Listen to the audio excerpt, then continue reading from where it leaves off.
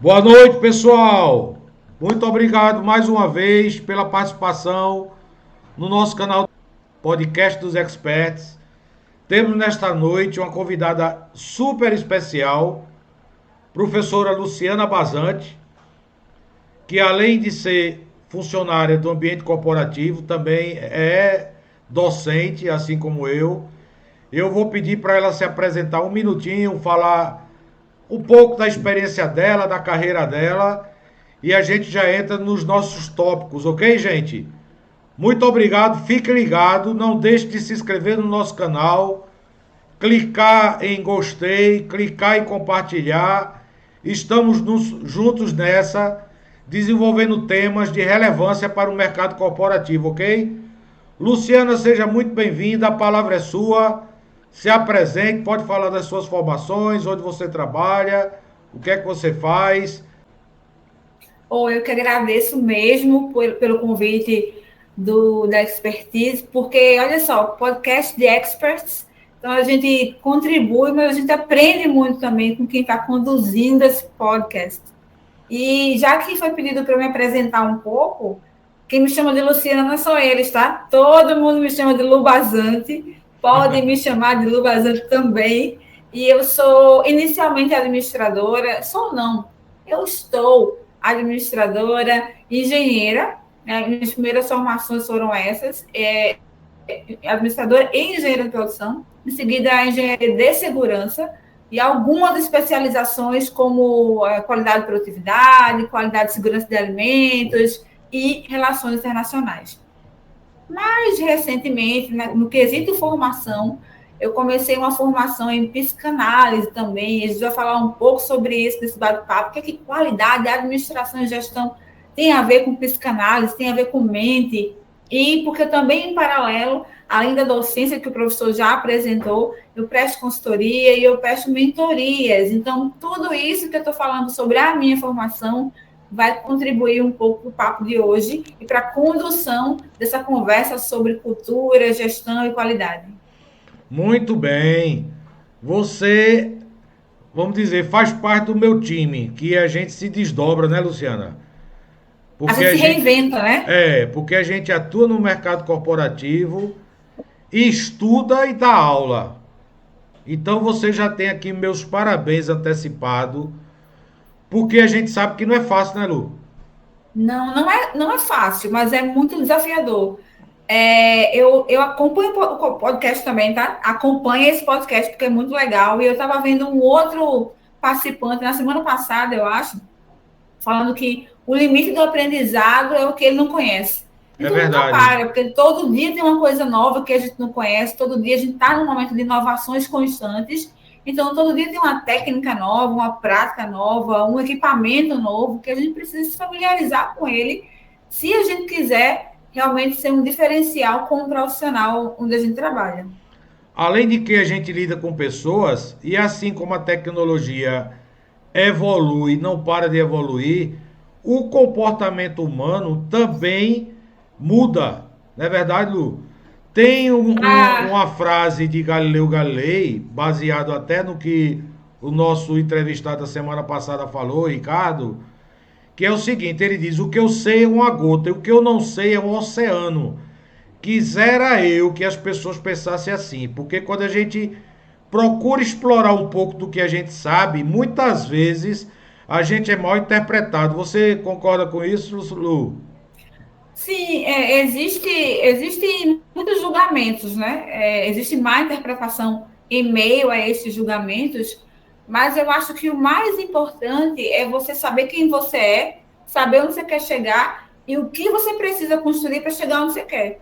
Então, a partir daí, Perfeito. dessa clareza na tua frente, o que vier a ser dito ou o que vier a ser interpretado é mais uma questão de você saber administrar e não se deixar abater pelo que vem, mas escutar o que está vindo aí e, de repente, falar de uma forma diferente ou trazer de uma forma diferente para que as pessoas entendam que evolução é parte natural dos seres humanos. Então, você está evoluindo e todo mundo precisa evoluir junto, né? O que a gente quer aqui, com esse momento, é fazer com que você também evolua. É trazer você para junto e para dentro dessa evolução. Então, fica Perfeito. aí, acompanha, curte, interage e chama outras pessoas, encaminha isso aí, porque vai ser muito importante para você escutar o que a gente tem para falar hoje.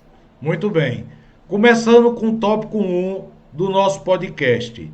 O tema cultura organizacional e cultura de gestão. Você podia falar um pouco sobre a diferença, porque tem gente que mistura, tá, Lu? O tempo que eu tenho de trabalho e de docente, professor, o que é cultura organizacional?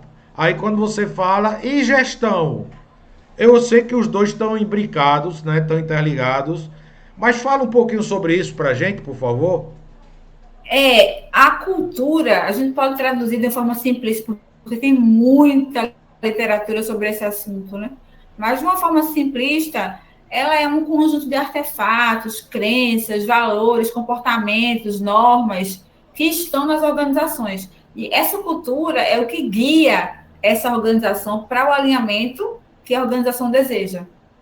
Quando eu falo de cultura organizacional, é esse dia, né? Eu quero que as pessoas tenham um comportamento X e é a cultura que guia as pessoas a ter ou a terem esse comportamento que a empresa espera. Quando eu falo cultura de gestão, eu me alimento dessa cultura organizacional, né? Então, eu não consigo construir uma cultura de gestão se a organização, se a cultura que prevalece na organização não está preparada para aceitar isso. É Então, verdade. por exemplo, quando eu falo de gestão, eu falo de criar padrões, eu falo de monitorar padrões, eu falo de atingimento de meta de maneira estruturada. Se a minha cultura é uma cultura de informalidade, eu posso ter dificuldade na implantação da cultura de gestão na minha organização. Então, eu preciso Muito estar bom. muito atento para o que eu falo que quero e para o que eu vivo na minha realidade, para eu reconstruir, eu repaginar essa cultura de modo a alinhar, a guiar esses comportamentos para onde eu quero chegar. Perfeito, muito bom. Eu podia até acrescentar um pouco que cultura organizacional tem a ver com os valores que a empresa prega. Por exemplo, alguém faz uma entrevista e diz assim: eu tinha todos os pré-requisitos da vaga. Esses pré-requisitos que o candidato tinha eram pré-requisitos técnicos. Concorda? Mas pode ser que os valores que este candidato apresentou na entrevista não estejam em consonância com os valores da empresa. E o entrevistador muitas vezes percebe isso, não é verdade, Luciana? Aí Sim, você você falou uma coisa diz que muito tem importante. tudo a ver com a vaga e não foi selecionado e fica magoado. Aí então quem está nos ouvindo serve de estímulo para você. Não desanime. Não é que você não tem competência, não é que você não tem conhecimento técnico, mas muitas vezes a empresa ela quer uma pessoa diferente. Por exemplo, se eu chegar muito formal para uma entrevista, pode ser que a cultura da empresa seja da informalidade. Também pode ser o contrário, se eu chegar de camisa polo, como eu estou aqui, que é a farda da empresa, a empresa podia esperar um candidato no cargo de gestão, no cargo executivo, chegar de terno, gravata, camisa social e dizer: esse cara está muito despojado, tá dissonante com a cultura da empresa. Por isso que é bom as pessoas pesquisarem, vai até aqui um bizu para quem está nos ouvindo. E tem jovens em começo de carreira, tem pessoas em recolocação profissional. Pesquisar um pouco sobre a cultura da empresa que você vai submeter à entrevista. Concorda comigo? Sim, são três elementos da cultura organizacional: pressupostos, valores, que você acabou de comentar, e artefatos. Os pressupostos são essas crenças, está muito ainda no subconsciente, pode ser que ninguém perceba que eles existem ainda, mas que fazem as pessoas, por exemplo, quando chega uma pessoa nova na empresa, e esse cara não vai dar certo, não. É uma crença que está ali dentro, que a pessoa pode nem estar percebendo que ela existe, mas que faz com que ela julgue parte daquela cultura, ou as pessoas que fazem parte, ou que querem entrar naquela cultura. Os valores você acabou de falar aí, né? Então, É eu posso ter, verdade. por exemplo, os valores são aquilo que guia as pessoas para executarem suas tarefas. Eu posso ter uma empresa cujos valores dela muito fortemente estão relacionados a agradar o cliente, a satisfazer o cliente. Então, Muito facilmente bem. serão criadas situações para que aquilo aconteça. As pessoas direcionarão as suas atividades para aquilo acontecer. E os artefatos são a parte mais superficial da cultura organizacional. Aquilo que a gente vê são as normas, são as regras, os padrões que são construídos a partir dos valores e dos pressupostos. Então, o que você falou é muito pertinente, porque já tem empresa despertando para contratar pessoas desde a hora da seleção, observar não só os artefatos, mas também valores e, se possível, pressupostos que aquela pessoa tem, se estão alinhados com a empresa. Perfeito. Porque é muito mais difícil depois ela transformar aquela pessoa, os valores da pessoa para o da empresa. Os valores são valores, cada um tem os seus, né? Você muito dificilmente vai mudar o seu valor para mudar para aquela empresa. Pode acontecer? Pode. Mas é muito mais fácil a empresa estar atenta, com esse olhar atento na hora da seleção, para buscar pessoas que têm valores alinhados com o que ela quer construir dentro da organização. Perfeito. Dentro dessa linha que a gente está conversando, uma pergunta que eu não fiz, mas aí é o momento, né? Eu vou deixar uma deixa assim para você. Quantos anos tu tem de trabalho e como você viu a evolução dessa cultura organizacional e da cultura de gestão? O que é que mudou depois que você começou a trabalhar até aqui? Como você Eu comecei percebe isso? minha vida profissional em 1999. Crise total. 1999, ainda muita coisa tecnológica que nós temos hoje nem se falava lá no passado. Então, eu diria que de várias mudanças que ocorreram na cultura por causa de N situações, eu diria que a principal situação foi a tecnologia. É verdade. Ela nos forçou a mudar comportamentos e forçou as organizações a mudar práticas, mudar seus artefatos. Inclusive, isso mudou um pouco os nossos pressupostos, né? Porque a gente precisou se reinventar, reaprender frequentemente práticas novas e estar com o olhar aberto para aprender coisas novas. Né? Eu diria que o que mudou mais fortemente mudou a partir da revolução tecnológica que a gente vem vivendo. Então, a gente precisou se reinventar periodicamente. A gente vem precisando se reinventar a partir do que a tecnologia está trazendo para nós, que muda a nossa forma de nos comunicar, muda a nossa forma de nos relacionar, de trabalhar, de construir padrões, de construir melhorias. Então, tudo vem sendo muito impactado pelo artefato tecnológico. Certo. E o que eu percebo, Luciana, não sei se você concorda, é que a tecnologia ela avançou mais rápido do que as mudanças de comportamentos. Que a gente costuma dizer que é mais difícil mudar o ser humano do que mudar uma máquina. Isso é básico, né? Desde 1968 que a gente começou a terceira revolução industrial. Isso é assunto de sala de aula que eu dou tudinho e a gente também. Eu me especializei em indústria 4.0, então também eu já ensinei muito sobre as 4 revoluções industriais. Quando chegou a automação nas empresas, as empresas que tinham mais capital, elas adquiriram máquinas e equipamentos modernos. Mas as pessoas, elas não mudam nessa velocidade. Você percebeu isso também no seu ambiente corporativo? Até para dar um horizonte assim das pessoas que estão nos ouvindo, para saber se é natural ou não, tá? Se a tecnologia ela evolui mais rápido que as pessoas. É natural que existam diferenças de comportamento e exista resistência à mudança. Aí, por que eu comecei a estudar as questões da mente, no comportamento humano? Por causa de gestão. Eu comecei a minha vida profissional trabalhando na gestão e até hoje trabalho com isso. E eu percebia exatamente isso que você trouxe, Zé, que eram diferentes formas de receber mudanças, diferentes formas de reagir a mudanças. Então, inclusive hoje, nas práticas de inovação, fala muito sobre os early adopters. São aqueles que adotam primeiras mudanças, né? Então, isso é condição natural do ser humano. Então, é natural o que você está falando, de pessoas que vão mais rapidamente aderir a processos de mudança, sendo tecnológicos ou não, e outros que têm mais resistência, aqueles mais conservadores. Na semana passada, eu conversava com uma pessoa, e a pessoa ainda estava com medo do Pix. Eu não vou usar Pix, não. Para que eu vou usar Pix? Sei lá o que estão fazendo com os meus dados. Gente, seus dados já eram, tá? Aí eles já podem estar vindo aí agora, mas seus dados já estão por aí há muito tempo, não é por causa do Pix, não. Então, eu imagino essa pessoa, ela deve ter mais ou menos 65 anos, ativa profissionalmente ainda, mas imagino essa pessoa quando entraram os caixas eletrônicos. Talvez tenha sido a mesma reação.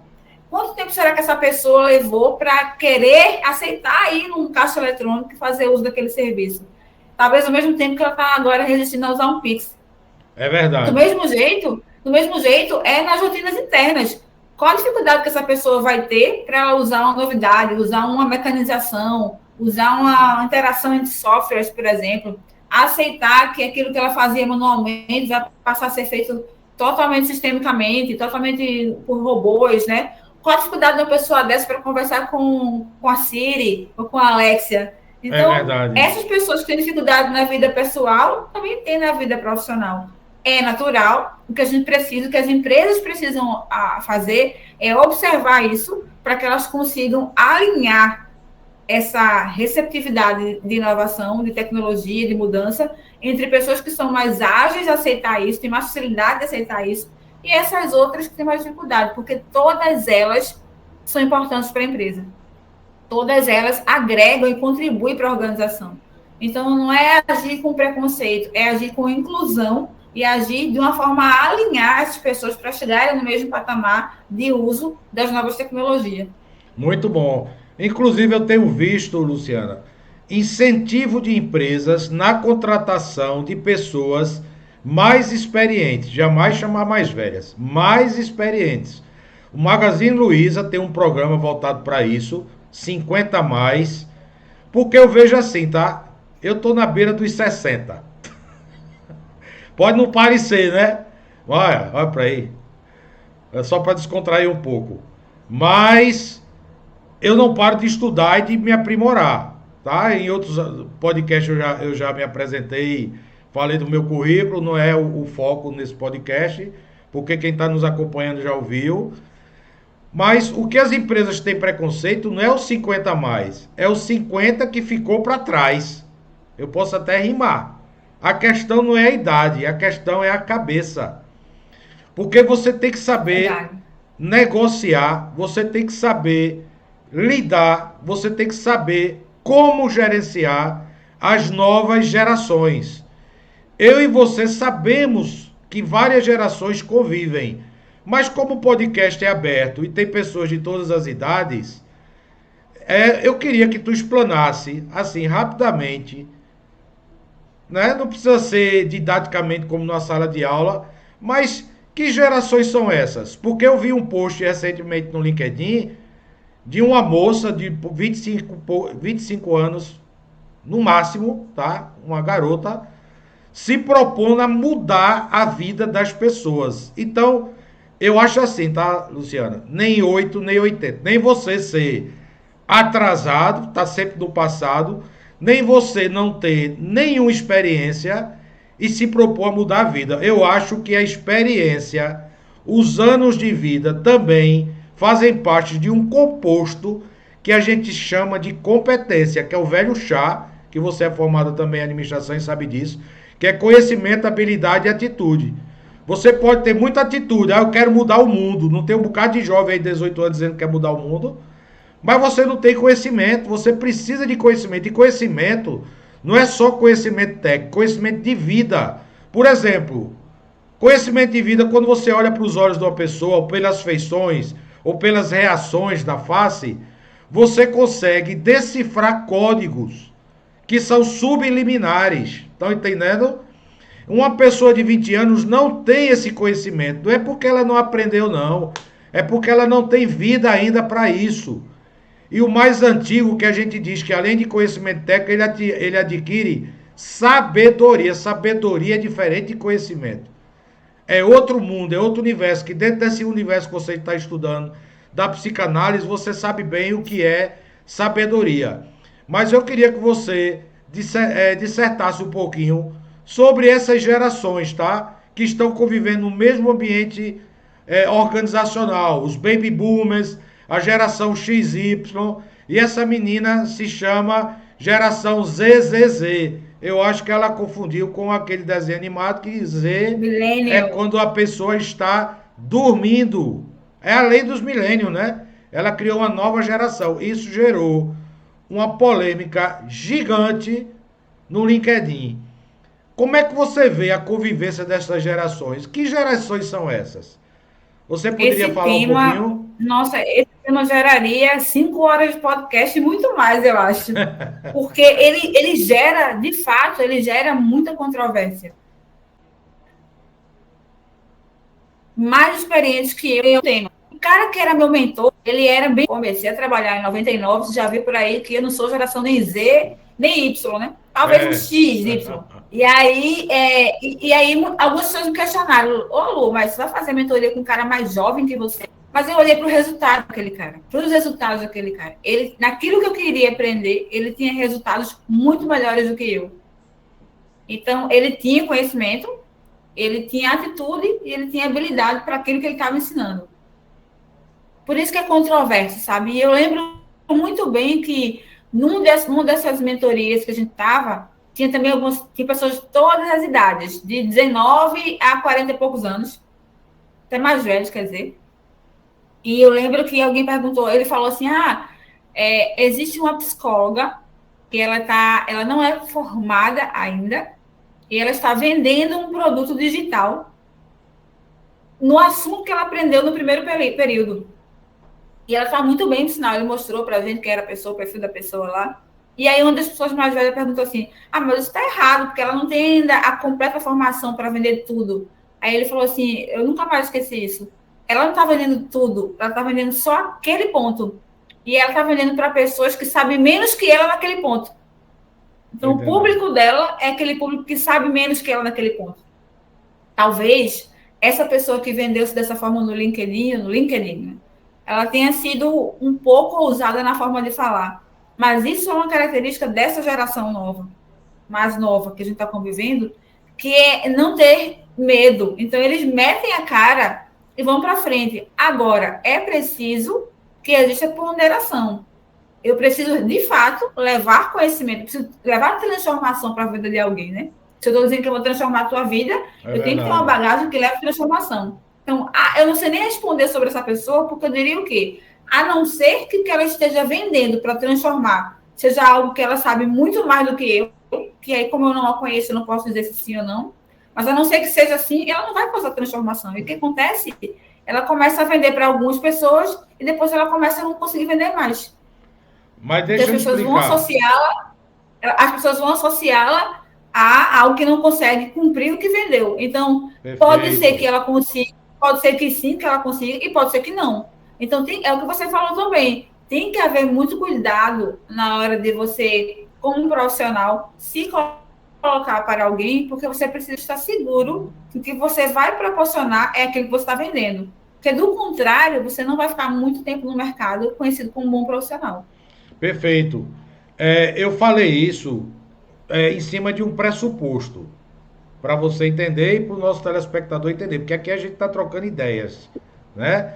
É essa troca de ideias que constrói o conhecimento. Nós somos fruto de tudo que lemos, de tudo que vivemos, de tudo que vimos, de tudo que convivemos, os ambientes que nós convivemos. Quer dizer, o ser humano é uma coxa de retalhos, né? Cada pedacinho desse retalho aí é um componente de vida que deve ser valorizado. Inclusive, no meu tempo de empresa, porque eu continuo sendo consultor, mas na minha própria empresa. Mas quando eu trabalhava no ambiente corporativo, eu sempre procurava extrair das pessoas o que ela tinha de melhor. E quando chegava, por exemplo, pessoal de chão de fábrica, segunda pirâmide de Maslow, é a base da pirâmide. Aí o cara dizia: eu estou começando agora a trabalhar, eu não sei nada. Eu digo: não, você sabe muito. Desde que você nasceu, que você começou a aprender.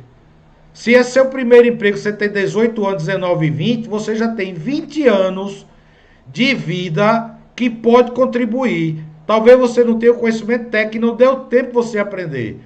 Mas o que eu me refiro, e eu só dei esse exemplo do LinkedIn, não é querendo expor a pessoa de forma nenhuma, que eu também nem a conheço, porque o LinkedIn é mundial, né? Mas é porque mostra uma certa ansiedade dessa geração atual, que todo mundo se considera coach, todo mundo se considera mentor. Você vê isso também, Lu? Você percebe isso? Essa ansiedade é trazida justamente pelo artefato tecnológico que a gente está falando desde o começo, né? A formação das pessoas nesse contexto, há uma preocupação de um grupo de psicólogos e psicanalistas em que dessa rapidez exagerada justamente não gere pessoas extremamente ansiosas, que já está acontecendo agora, a gente tem um nível de pessoas ansiosas altíssimo, depressivas e que não consigam atingir os resultados que elas gostariam de atingir. Então, é um tema muito profundo, por isso que eu falei que é um tema muito profundo, porque é mesmo. Porque eu tanto posso ter a pessoa que falou isso porque está segura de si e consegue vender mesmo porque tem uma bagagem, quanto posso ter uma pessoa que está exatamente o contrário, está despreparada, mas está com muita ansiedade para vender alguma coisa e que vai conseguir vender no começo e não vai conseguir vender mais depois. Então, eu posso ter os dois personagens, as duas personagens em paralelo, convivendo nessa situação, convivendo nesse cenário. Perfeito. Damos as boas-vindas ao nosso querido Israel Salles, que dentro desse contexto que a gente está falando, ele faz parte dessa nova geração. Mas ele é um cara muito pé no chão, a gente está falando das gerações, tá, Israel? Perfeito. Da convivência das gerações num ambiente corporativo. Uhum. E aí há uma dificuldade de convivência porque o jovem hoje, ele é ansioso e ele quer resultados rápidos. Eu, como já sou pai de uma jovem de 30 anos, né? Então ela passou por isso, convivendo comigo enquanto filha, enquanto profissional, e outras pessoas que eu convivo também nas salas de aula, né? Que dentro da minha área acadêmica eu já dei aula a mais de 10 mil pessoas. Então tem gente, eu conto muita brincadeira em sala de aula, tá? Até para descontrair e para trazer uma realidade. Uma vez eu contratei um funcionário, Luciana, e ele perguntou: qual é o plano de carreira no segundo dia de trabalho? Quanto tempo eu vou precisar passar para chegar gerente? Olhe o nível de ansiedade. O cara, aí eu começava a brincar, disse: rapaz, tu não começasse nem a andar, tu já quer correr. Ou seja, há um exagero exacerbado por crescimento profissional. E se a empresa não proporciona aquilo dentro do tempo que a pessoa idealizou, ela muda de emprego. Eu tenho exemplos de pessoas que eu conheço que já mudaram de emprego 5 vezes em 5 anos. A cada ano ela está em busca de um desafio, a cada ano ela está em busca de um crescimento, de uma melhoria, ela está em busca de pular etapas. O perigo disso é exatamente pular etapas, porque é básico, tá, da história humana. Você, para fazer uma boa casa, você precisa de um bom alicerce. Então, quando você pula etapas, em algum momento, aquele alicerce que você não construiu vai fazer falta. Eu até introduzindo Israel nessa conversa, tu também vê isso, Israel, já que você é dessa nova geração. Israel é um jovem que está terminando o doutorado. Tem pessoas bem mais velhas do que ele que ainda nem começaram o doutorado. Mas aí ele é um exemplo de uma pessoa que tem os pés no chão, que ele não tem essa ansiedade, né? Que eu já conheço ele, é meu amigo, e eu sei que ele não tem essa característica, mas ele podia trazer essa visão, esse padrão, se ele percebe esse padrão também nas pessoas mais professor, jovens, né? Isso, muito boa noite a todos também, é um prazer estar aqui com vocês novamente, professor Zé Luiz, que além de ser um mestre, um instrutor, né, a gente tem uma relação realmente muito afinada, né, professor? É verdade. Mas, sintonizada, pessoal, né? Sintonizada. Luciano, é muito, muito bom estar aqui com você também, com todos vocês, né? Mas eu percebo, sim, que existe uma cultura do imediatismo. A gente está falando de cultura organizacional. Toda organização precisa de uma cultura para que os integrantes dela se incluam e se sintam como participantes daquilo. Mas a gente vem, e isso é uma coisa até de formação dessa última geração, a gente vem vivenciando momentos de uma transformação muito rápida, principalmente no que diz respeito à tecnologia. E a gente vê que conseguimos fazer coisas que antes as pessoas levariam muito tempo para fazer, a gente consegue fazer isso de uma maneira muito mais facilitada. E a quantidade de conhecimento disponível hoje para um jovem consumir é uma quantidade tão grande que, se ele começa a consumir isso desde cedo, em pouco tempo, ele tem assim, o mesmo nível ou o mesmo tempo de estudo que uma pessoa que está há mais tempo no mercado e não conquistou isso ainda. Agora, o jovem em si, ele tem essa sede pelo conhecimento, e isso é facilitado, catalisado por essa demanda muito grande de informação disponível na internet, principalmente. Então, sim, a gente vive hoje uma cultura do imediatismo, e a gente tem que ter muito cuidado com isso, porque tem gente que, por viver essa cultura e querer colocar, imprimir essa cultura em todos os lugares, acaba pulando etapas, como o senhor falou, acaba passando por cima de outras pessoas para conquistar assim, loucamente uma posição elevada, porque ele sabe que aquilo vai trazer uma repercussão maior para a carreira profissional dele. Então, você tem que tomar cuidado com isso também. Deixa eu só citar um exemplo aqui rapidamente. Antigamente, e o senhor falou que eu estou concluindo o doutorado, antigamente as pessoas, para desenvolver um artigo científico, o senhor sabe muito bem disso, o senhor é mestre, eu também sou mestre, a gente estudou e fez mestrado, né, professor? É verdade. E a gente percebe que há 5, 10, 15 anos atrás, você não tinha acesso a tantos papers, a tantos artigos científicos. É verdade. E como você não tinha acesso, você precisava ir para a biblioteca, fazer uma solicitação de uma determinada revista para ser separada, para você pegar aquela revista totalmente em inglês ou em outro idioma, para você traduzir e escrever alguma coisa daquilo no seu trabalho.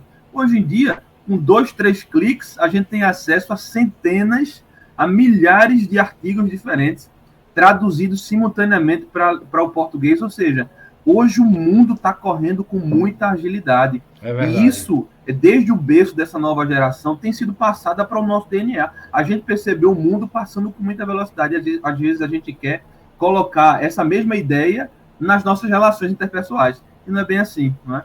As coisas são construídas realmente paulatinamente. Eu concordo 1000% com o senhor, professor. Está muito bem colocado. E a gente estava falando das gerações, Luciana, na hora que Israel entrou.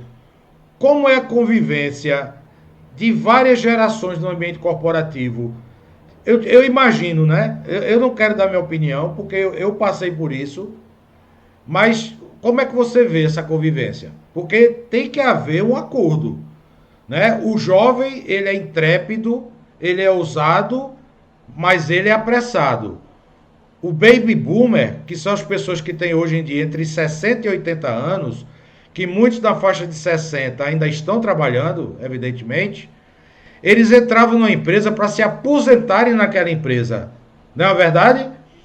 Eu, quando entrei no meu primeiro emprego, entrei como estagiário com 17 anos. E lá tinha pessoas com 35 anos de trabalho. E a gente não pode criticar, mas hoje em dia as empresas veem que a pessoa com muito tempo numa empresa, ela é considerada acomodada. Você vê isso também, Luciana?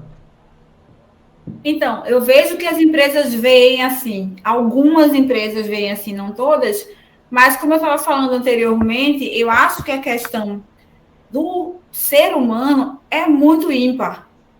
Então, tem N situações. Aí, comentando o meu exemplo, a Raimundo da Fonte, que é onde eu estou hoje, é uma empresa que eu estou há quase 20 anos.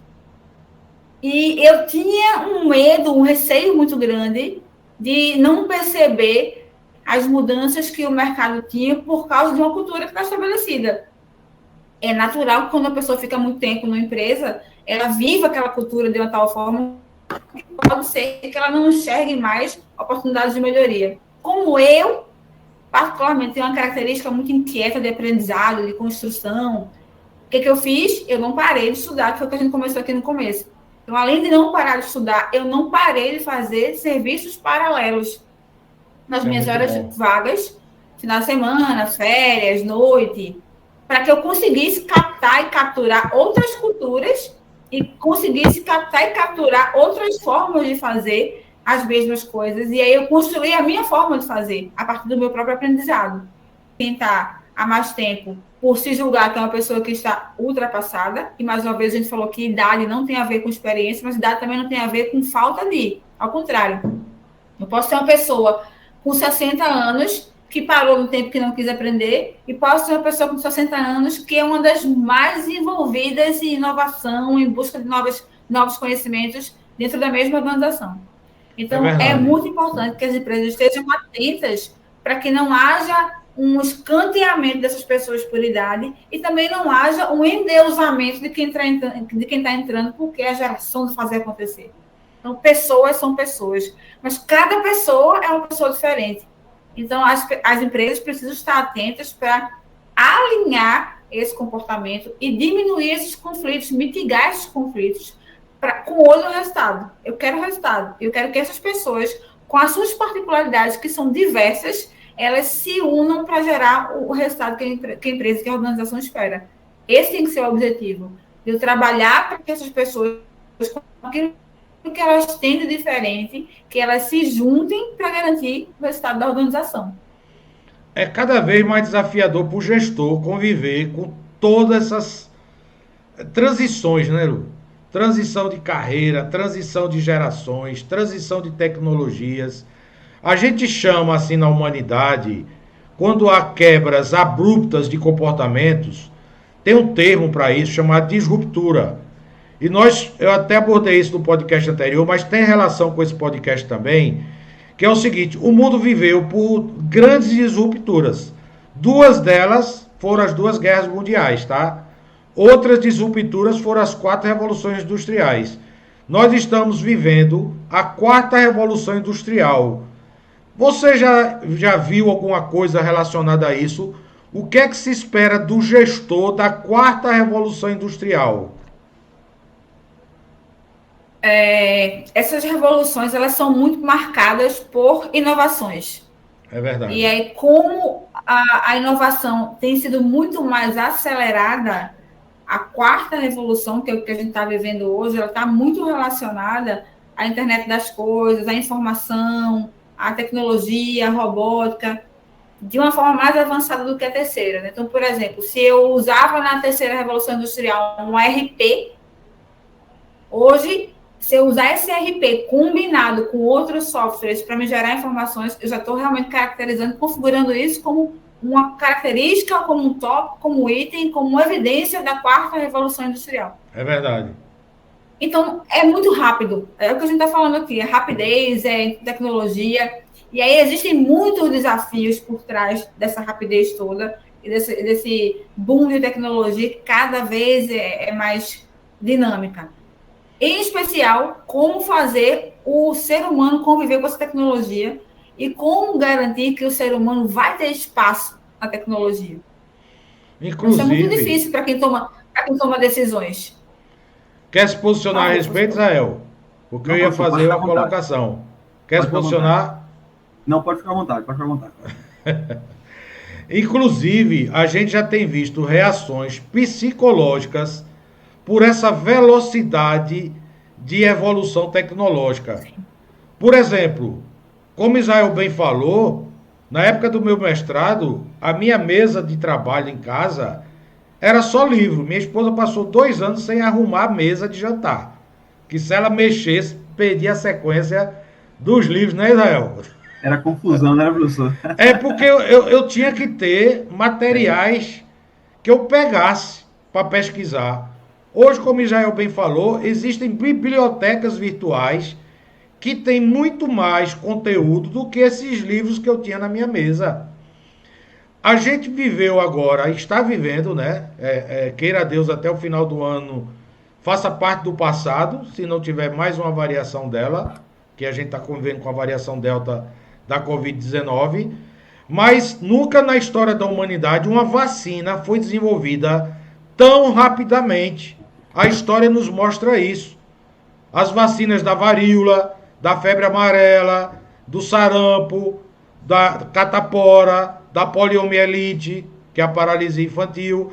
Então, imagina, uma vacina, o mundo todo se uniu para desenvolver o mais rápido possível. Houve tanta pressa em torno dessa vacina que os centros tecnológicos mais evoluídos do mundo, inclusive as universidades, veja que coisa fantástica. A vacina não só surgiu nos laboratórios farmacêuticos. As vacinas surgiram nos centros de desenvolvimento da ciência. Tanto é que a gente tem vacinas batizadas com nomes de universidades. Oxford é um exemplo típico. Então, poxa, está havendo interação entre o meio acadêmico e o meio tecnológico.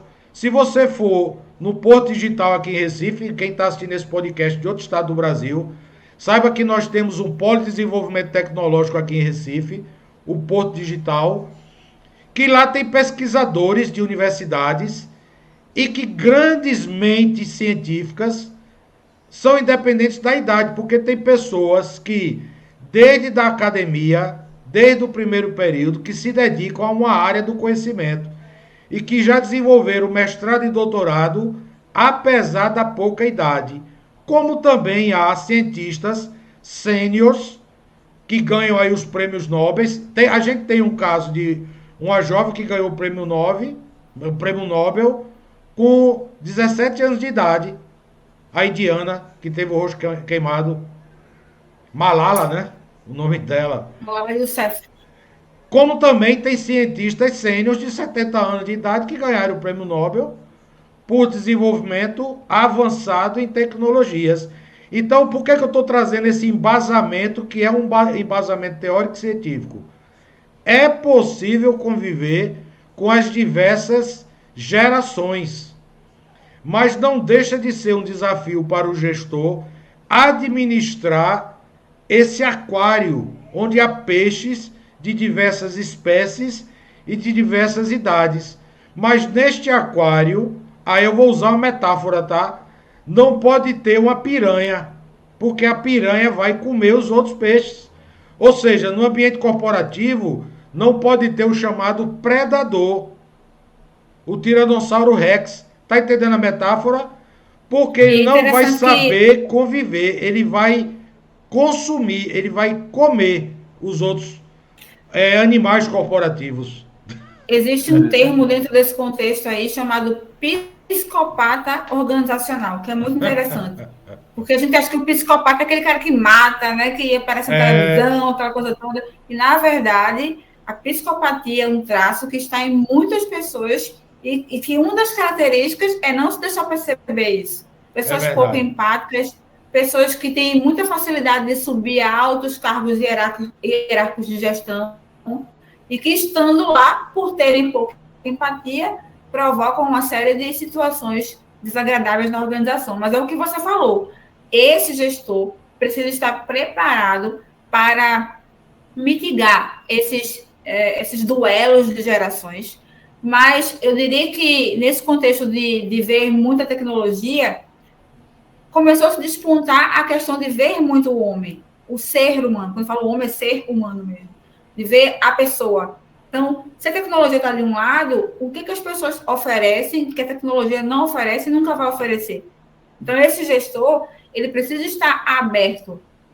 E muito mais que aberto, ele precisa estar disponível a buscar inovações tecnológicas, mas buscar também soluções para que essas pessoas contribuam com o que cada uma delas tem de particular para aquele resultado da organização. E que a tecnologia não vai conseguir. Então, por exemplo, criatividade, emoções, aqui ainda não tem. Então, eu preciso estimular isso aqui para usar isso aqui a favor do resultado que eu quero. Então, é um gestor que precisa estar muito ligado à inovação, mas muito ligado a pessoas. E há uma terceira aba que eu gostaria de abrir aqui nesse leque de possibilidades que esse gestor tem que estar preparado, que é a sustentabilidade. No sentido de que outra coisa que demonstra muito a mudança de fase na Revolução Industrial é a energia. Não é só comunicação, que a gente já falou, mas é energia. Eu usei carvão, depois eu usei outra forma de energia, e eu usei nuclear. E agora estamos numa fase que já despertamos que é preciso manter o que a gente tem hoje, senão não tem amanhã. Verdade. Energia que é a sustentabilidade, né? Que é chamada então, de energias renováveis. Esse gestor tem que estar muito atento em como fazer funcionar o que ele tem que fazer funcionar sem causar impactos ao meio ambiente tais que eu não consiga reaproveitar aquilo ali.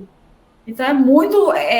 tecnologia é gente e é o pilar da sustentabilidade econômica, social e ambiental muito forte aí trabalhando na formação dessa pessoa, que é a pessoa que tem que estar preparada para gerir as organizações da fase da Revolução Industrial que vivemos hoje. Então, é isso que eu queria completar aí nesse leque de formações que essa pessoa tem que ter para viver esse desafio. Interessante, eu vou puxar o gancho para Israel, que nós somos especialistas em melhoria contínua, né? Tanto eu quanto ele.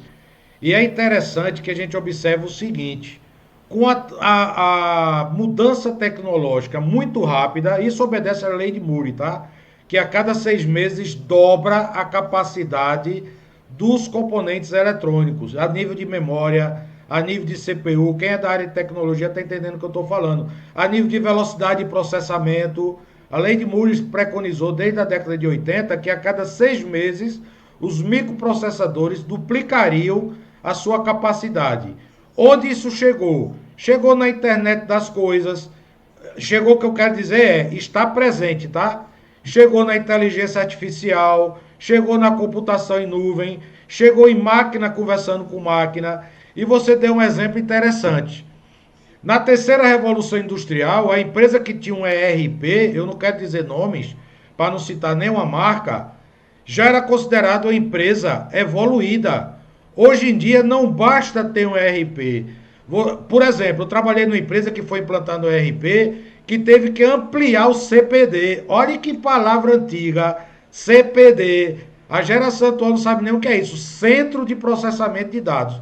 Cada fábrica, cada empresa, independente do seu ramo, banco, o que fosse, tinha que ter computadores, mainframes, computadores centrais de grande porte para lidar com a grande massa de dados. Era avançado? Era. Está obsoleto? Sim, porque manter CPD é extremamente caro. Agora, esses centros de processamento de dados da quarta revolução industrial, eles são compartilhados, eles estão em nuvem. Só para desmistificar de cara, que muita gente pensa que computação em nuvem é uma nuvem com uma placa eletrônica nela. Não é isso. É um computador que está interligado através de satélite, se comunicando em alta velocidade. Isso é computação em nuvem. Não necessariamente quer dizer que não tem um satélite, por exemplo, com produtos físicos nele. Que o Google, aí a gente pode falar que é uma das maiores empresas do mundo e o Google não vai me processar, né? O Google tem mais de 100 satélites na estratosfera da Terra gerindo comunicações. E para gerir comunicações, ele precisa de componentes eletrônicos, ele precisa de placas, computadores, placas de memória, e não deixa de ser computação em nuvem física, tá? A tecnologia está avançando no sentido de compartilhamento de dados. Quando você falou de um ERP, hoje em dia você já tem softwares que rodam em notebook, celular, que compartilham dados, como por exemplo o Power BI, que pouca gente sabe o que é BI, Business Intelligence, inteligência de negócios, que você pode no celular acessar bancos de dados corporativos e fazer bom uso das informações a seu favor. E a gente vive isso na expertise no dia a dia, que é o quê? O desafio de se reinventar. Porque se eu oferecer cursos que eu oferecia, só contextualizando, tá, Luciana? Se eu oferecer cursos que eu oferecia há 5 anos atrás, eu não vou ter público.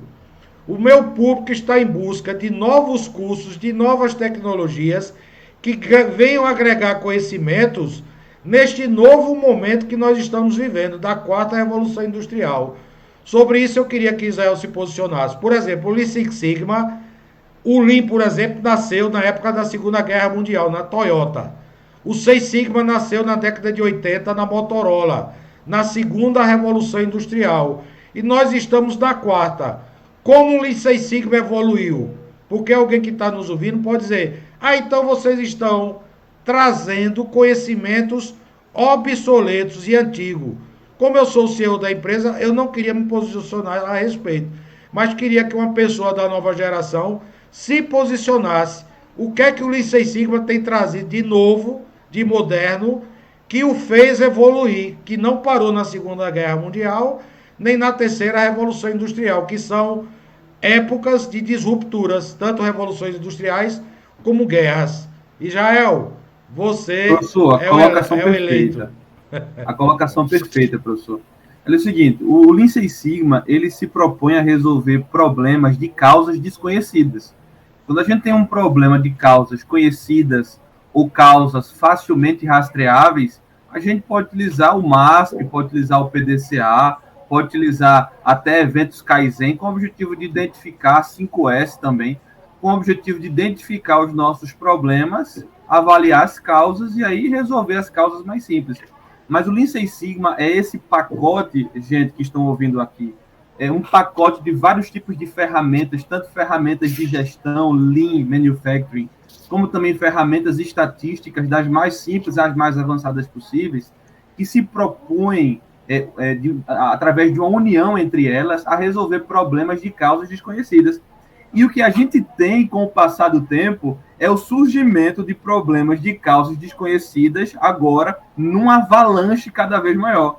Ou seja, não existe ferramenta, não é, que eu conheça, eu tenho experiência na área de causa, o professor tem muito mais experiência do que eu, mas eu posso falar por mim e por ele nessa aqui, que eu sei que ele segura essa comigo, que não existe ferramenta de gestão e de melhoria tão usual e tão completa quanto o Lean Six Sigma para resolver problemas de causas desconhecidas. É verdade. E quando a gente está vivendo agora o advento da quarta revolução industrial, que é essa revolução que veio para encher a gente de dados que estão disponíveis em data lakes, que não são mais dados estruturados, mas muitas vezes dados não estruturados, presentes em uma rede enorme de computadores que se comunicam, como o professor estava falando agora há pouco. E assim a gente tem, gente, uma quantidade de oportunidade assim, espetacular para utilizar ferramentas baseadas em análise de dados que estão dentro do Six Sigma para poder avaliar essas causas que não são conhecidas tão facilmente e poder, entendendo essa causa, saber a origem dela e propor maneiras de mitigar, de diminuir a influência dessas causas nesses problemas que acabam existindo a partir delas. Então, assim, inclusive, professor, deixa eu só abrir mais um ponto aqui, é que dentro da qualificação de Green Belt e Black Belt da expertise consultoria, e isso eu faço questão de frisar aqui, nós temos o conhecimento e o uso não apenas das ferramentas que surgiram ali na década de 80, mas na década de 90, anos 2000 e agora a gente está em 2020, muitas novas ferramentas foram incorporadas ao Six Sigma. O Six Sigma não é uma coisa estática, e com o passar do tempo ele não mudou. Não, ele mudou agregando ferramentas que foram sendo iniciadas e criadas com o objetivo de resolver esses problemas cada vez mais complexos que são propostos. Tá? Só um exemplo aqui. Quem ouvia falar na década de 80 de utilizar análise multivariada para fazer a avaliação de problemas de causas complexas? Quem falava de regressão logística na época? Não se falava. Hoje em dia, nos cursos de Green Belt e Black Belt da expertise, a gente fez questão de estudar uma grade ampla de conhecimentos que hoje o Green Belt, o Black Belt, o profissional de melhoria contínua precisa ter conhecimento para que quando ele olhe aqueles problemas, ele saiba qual ferramenta usar. Citar só um exemplo aqui, tá? Uma empresa que a gente teve a oportunidade também de dar um atendimento, uma empresa grande na área de fabricação de celulose e papel, eles estavam precisando de pegar aquela grande base de dados que era gerada e avaliar aquilo ali através de uma análise de agrupamentos. A análise de agrupamentos não faz parte do escopo de Six Sigma na década de 80, mas foram ferramentas incluídas de análise multivariada com o objetivo de entender agrupadamente as causas de alguns problemas que estavam acontecendo para que se propusessem soluções nas fases de implementação de melhoria e controle. Então, o Lean Six Sigma ele vai incorporando as necessidades de soluções com o passar do tempo, e é por isso que ele não é velho, ele é sempre novo. É a mesma coisa, olha o professor Zé Luiz. O professor Zé Luiz não é uma pessoa velha, é uma pessoa que dia após dia está se transformando, buscando novos conhecimentos. Eu sou usado, né? Eu sou velho, eu sou usado. Eu tenho convido com ele. E isso faz, gente, um profissional, e até a gente vai migrar para... Eu estou assim, muito afim de fazer uma pergunta da Luciana, mas já a gente faz, que a gente vai migrar para esse profissional que ele está agregando conhecimento para se transformar com o passar do tempo. E é isso que o Lean Six Sigma está fazendo também. Está se transformando para poder agregar dentro dele ferramentas que resolvam problemas de causas desconhecidas agora, mais complexas e sendo geradas numa velocidade muito maior. Essa é a ideia. Israel, se me permitir, eu queria até fazer um comentário, que não tem nem complementar no que você falou, que foi perfeito, que é só um comentário, porque a gente está nesse mundo de método de gestão, sistema de gestão, né, melhoria. A gente vem falando muito sobre muitas técnicas, né? E a gente vem falando duas coisas muito fortemente. A questão cultural, de métodos que foram criados em outras culturas, especialmente aqueles que criaram em cultura japonesa, que tem uma disciplina muito forte, e que como que um método desse é implantado em outras culturas, especialmente em culturas como a nossa, de indisciplina. Então, o que você está falando da primeira coisa, que é a cultura, é de adaptar, sem mexer no método, mas adaptar o que for preciso para que esse método tenha o resultado que se espera dele. E a segunda coisa que você falou é interessante, né? Isso, porque você fica sem querer dizer que o método não é bom, porque ele é, mas ao mesmo tempo entendendo que está acontecendo alguma coisa ali que está fugindo do método. E a segunda coisa é essa questão da evolução que o mundo vai vivendo, que é natural, e de que os métodos também vão recebendo alguma influência. Existem pessoas que são contrárias a tanto adaptação. E eu faço esse comentário para fazer uma pergunta, aí vocês decidem quem vai responder. Porque, o que vocês acham disso, né? Porque pelo que a gente está conversando aqui, de tecnologia, revolução, disrupção, a gente precisa ou não de adaptação cultural e de adaptação de melhorias no próprio método? Eu posso falar, sabe? E depois a Rael complementa, porque eu costumo brincar, tá? Muitas vezes, o cara que brinca demais, às vezes ele é mal interpretado, quem não conhece. Mas eu sou um fóssil vivo, tá? Um fóssil vivo. Vamos lá. Meus telespectadores já sabem que eu gosto de brincar nesse sentido. Um dinossauro corporativo. Então, poucas pessoas tiveram a oportunidade de passar por 3 revoluções industriais. E eu sou uma delas. Eu comecei a trabalhar na segunda revolução industrial, passei pela terceira e estou na quarta. Respondendo à pergunta de Luciana objetivamente, o que é que o método Lean Six Sigma traz que é totalmente, vamos dizer, apreciado, usado e necessário na quarta revolução industrial? A precisão. O que a gente precisa é de um método preciso. Pense comigo. Hoje tudo é feito mais rápido. Quando eu comecei a trabalhar fazendo garrafa PET, Luciana, eu fazia 2.000 garrafas por hora. Só para o meu telespectador entender. Só garrafinha de Coca-Cola, só garrafinha de água mineral. A máquina que eu trabalhava fazia 2.000 por hora. O nosso estudo de caso do Black Belt trouxe um estudo de caso vivido por mim na vida real, na quarta revolução industrial, que a máquina faz 100.000 garrafas por hora. Dá para entender? 50 vezes mais rápido, mais preciso, mais uniforme, de melhor qualidade, de melhor precisão e com menos gente. Perceba uma coisa, se essa máquina tiver um problema, será que um método lento é capaz de detectar? Não. Uma máquina que fazia 2.000 garrafas por hora é como se ela trabalhasse em câmera lenta comparada com a máquina que faz 100.000 por hora. E por incrível que pareça, endossando o que Jael falou, o Lean Six Sigma é um método que evoluiu com o crescimento da tecnologia, porque a Toyota está viva até hoje utilizando o Lean em carros autônomos, ou seja, sem condutor, com baterias de lítio de alta performance, que duram 8 horas ou 400 quilômetros, que constrói drones com alta capacidade de carga, que antes os drones carregavam gramas, agora os drones carregam pessoas. Em Dubai já tem drone transportando pessoas e que tem a tecnologia da Toyota. Tô até com medo de ser carregada. Oi? Qualquer dia desse Tô até com medo de ser carregada, porque eu não sou muito pesada, né? Tenho até medo de pegar essa por engano e me levarem para outro lugar. Vai ter um drone para carregar 120 quilos. Tem drone com 12 hélices e 4 são redundantes. Para quê? Para se uma parar tem outra, se outra parar tem outra, se outra parar tem outra. Ou seja, precisa ter muito azar para o drone cair, né? Porque até 6 hélices ele pousa. E o drone é composto por 12.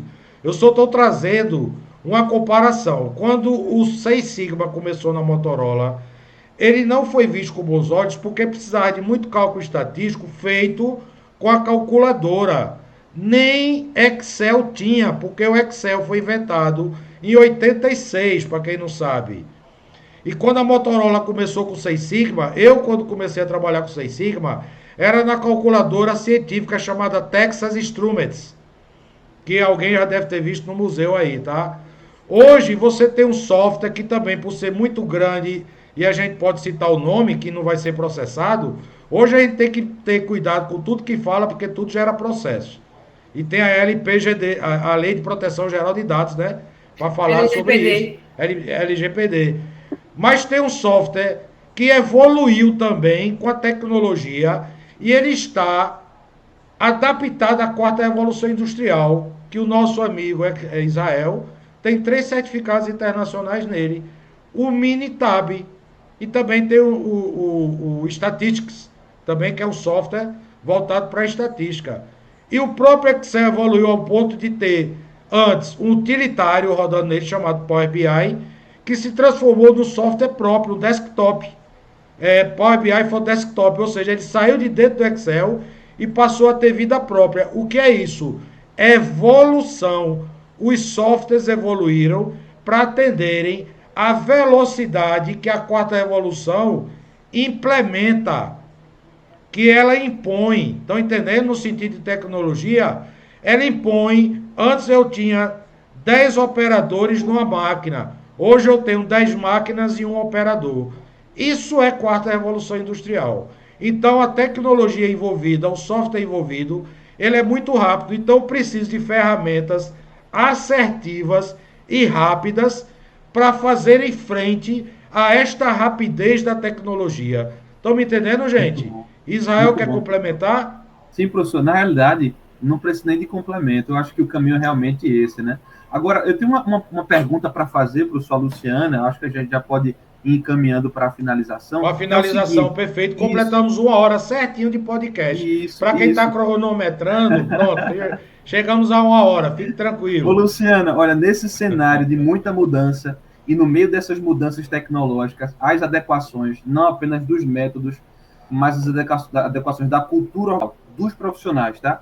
O que as empresas esperam desses profissionais para os dias atuais, na área comportamental, nesse cenário de muita mudança? As empresas têm buscado por pessoas resilientes, por pessoas que se comuniquem bem, por pessoas que consigam resolver problemas complexos sem cair em desespero, por pessoas que consigam interagir com outras pessoas e que sejam flexíveis, entre Perfeito. outros aspectos. Existem várias características que estão sendo muito buscadas hoje. Agora, o mais interessante é que as empresas dizem que buscam essas pessoas, mas nem todas elas estruturaram seus processos seletivos para encontrar essas pessoas. E aí Perfeito, acabam Luciano. contratando pelo currículo, pela parte técnica, e esquecem da parte comportamental que elas mesmas dizem que estão procurando. É Então, verdade. se fica, um dos recados que ficam aqui agora é que essas empresas também precisam fazer a evolução acontecer em seus processos, não só na seleção, mas também na manutenção das pessoas que elas querem manter dentro da organização. Quero manter essa pessoa. O que eu tenho que trabalhar? O que eu tenho que desenvolver para manter essa pessoa aqui dentro, que eu já selecionei corretamente e não quero que ela vá embora?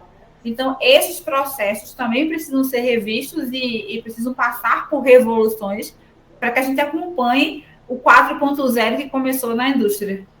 Muito boa colocação, Luciana. Eu sempre costumo dizer em sala de aula, em palestras, em tudo, para as pessoas se ligarem numa coisa. Você pode até ser contratado por conhecimento técnico, mas se seu comportamento não for condizente com missão, visão e valores da empresa, ou seja, a cultura organizacional, você é demitido por comportamento.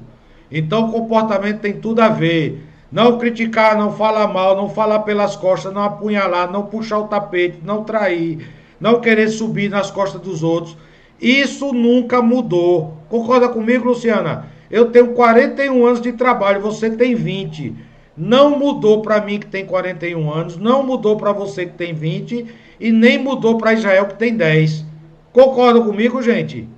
Perfeito. A gente encontra essas tretas na Bíblia, gente, mais de 2.000 anos atrás. É Imagina agora, verdade. só tá ficando mais rápido, mas as tretas são as mesmas. Só está ficando mais rápido, perfeito. A velocidade, a necessidade de crescimento exacerbado está tão grande que antes você podia passar 20 anos para atrair o amigo, hoje você passa um mês. Só diminuiu o espaço de tempo, tá? Antes você passava 10 anos trabalhando com a pessoa lhe considerava amiga, no sentido de ser seu padrinho de casamento, padrinho de filho, participar de churrasco na sua casa. Hoje, com a semana, você já sabe quem presta e quem não presta. Infelizmente, o mundo corporativo, eu costumo dizer, Luciana já me ouviu falando isso em sala de aula, é uma selva. Então você tem que saber como sobreviver nessa selva organizacional, tá? Tem livros sobre isso, tá? Que eu não quero fazer propaganda nem apologia, mas cada vez mais o gestor ele migra para o conhecimento da mente humana. Antes bastava você ser engenheiro que você chegava a diretor.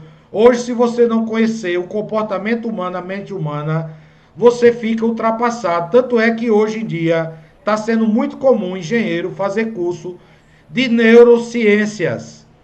Eu tenho um professor que trabalhou comigo em várias faculdades. Para onde eu fui, esse cara estava comigo, um parceiro. Mora em Portugal e a esposa dele é psicóloga, também trabalhou comigo em faculdades. E eles lançaram um curso inovador em Portugal chamado Neuromarketing.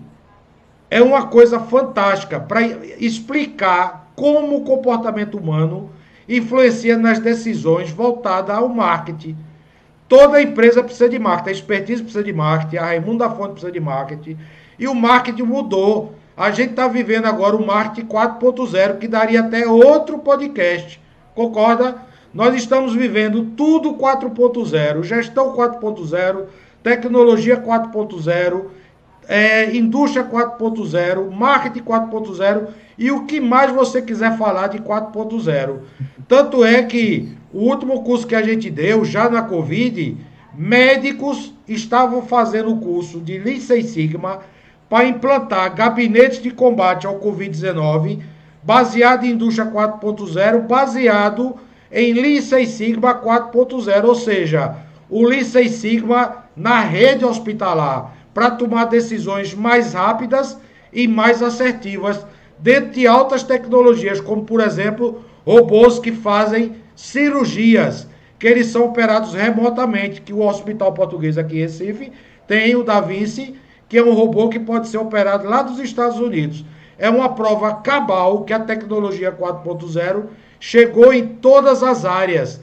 E nós agora tivemos uma grata surpresa de sermos contactados por uma rede governamental, não quero dizer aqui o governo, mas para a Luciana é uma novidade, buscando o Lean Six Sigma para implantar no governo. Ou seja, o governo está reconhecendo que precisa evoluir nos seus métodos e viu o Lean Six Sigma como um método disruptivo, ou seja, aquele que vem quebrar paradigmas, que vem quebrar regras implantadas no passado. Ou seja, estamos vivendo a época do LSS 4.0, Lean Six Sigma 4.0.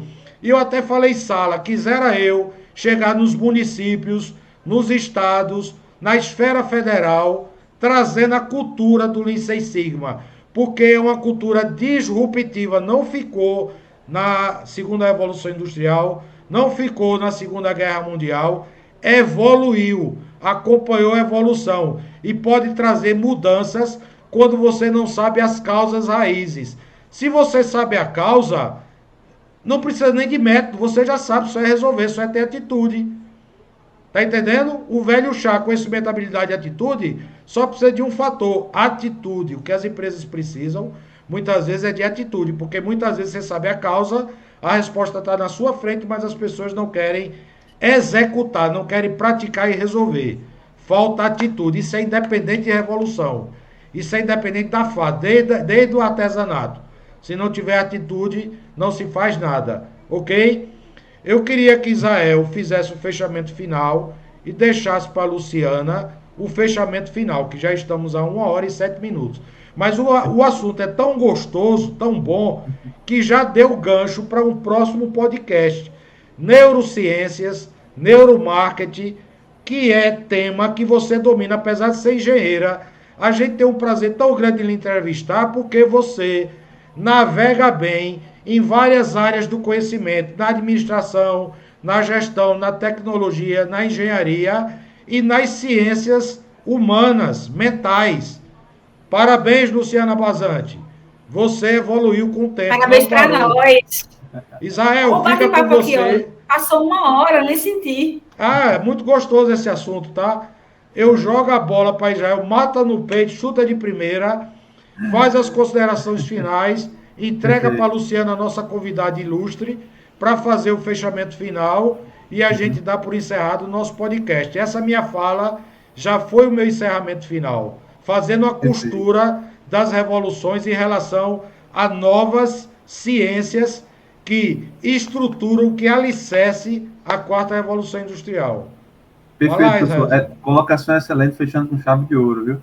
Na realidade, essa cultura organizacional presente em qualquer que seja a empresa, de qualquer que seja a esfera, é algo que é notório, precisa passar por adaptação e mudança, e os profissionais que fazem parte dessa cultura, como Luciana mesmo falou, precisam ser profissionais, acima de tudo, resilientes.